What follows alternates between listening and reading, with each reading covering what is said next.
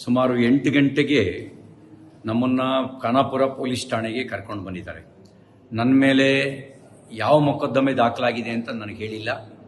ನಾನು ಕೊಟ್ಟ ದೂರನ್ನು ಗಂಟೆಗಟ್ಟಲೆಯಿಂದ ಸ್ವೀಕಾರ ಮಾಡ್ದಲೇನೆ ನಾನು 0 FIR ಹಾಕಿ ಅಂತ ಹೇಳ್ತಾ ಇದ್ದೀನಿ. ನಾನು ಕೊಟ್ಟ ದೂರನ್ನು ದಾಖಲಿಸ್ತಾ ಇಲ್ಲ. ಈಗ ಇಲ್ಲಿಂದ ಇನ್ನೆಲ್ಲಿಗೋ ಕರ್ಕೊಂಡು ಹೋಗುವಂಥ ಸಂಚು ನಡೆಸ್ತಾ ಇದ್ದಾರೆ. ಎಲ್ಲಿಗೆ ಕರ್ಕೊಂಡು ಹೋಗ್ತಾ ಇದ್ದಾರೆ ಅಂತ ಗೊತ್ತಿಲ್ಲ. ನನ್ನ ಜೀವಕ್ಕೆ ಅಪಾಯ ಇದೆ.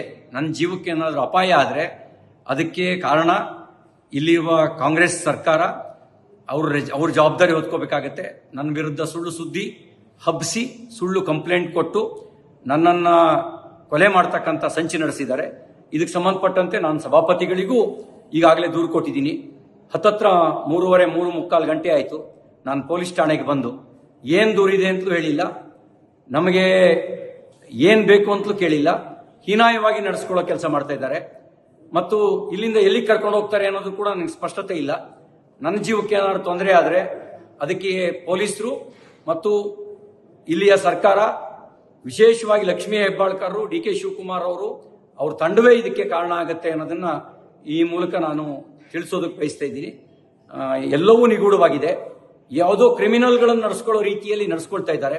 ಅವರು ನಡೆಸ್ಕೊಳ್ತಿರೋ ರೀತಿ ಅನುಮಾನ ಹುಟ್ಟಿಸ್ತಾ ಇದೆ. ಪ್ರತಿಯೊಂದು ನಡೆಯೂ ಕೂಡ ಅನುಮಾನಾಸ್ಪದವಾಗಿದೆ ಅವರು ನಡ್ಕೊಳ್ತಿರ್ತಕ್ಕಂಥ ರೀತಿ. ನಾನೊಬ್ಬ ಜನಪ್ರತಿನಿಧಿಯಾಗಿ ಮಂತ್ರಿಯಾಗಿ ಕೆಲಸ ಮಾಡಿದವನು. ನಾನು ಕೊಟ್ಟ ದೂರಿಗೆ 0 FIR ರಿಜಿಸ್ಟರ್ ಮಾಡಿ ಅಂತ ಹೇಳಿದ್ರೆ ಮೀನಾಮೇಷ ಎಣಿಸ್ತಾ ಇದ್ದಾರೆ.